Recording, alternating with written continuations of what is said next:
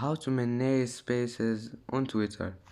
Hello guys, in today's video I'm gonna show you how to manage spaces settings on Twitter. First go to Twitter and then go here and now go down and then just click this one, settings and privacy, and then just click privacy and safety, and now click this one, spaces.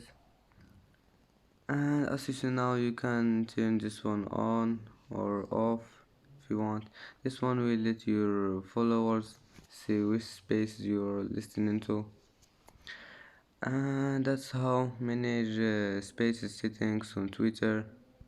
And that's it for today's video. If you like this video, don't forget like and subscribe, and see you in the next video.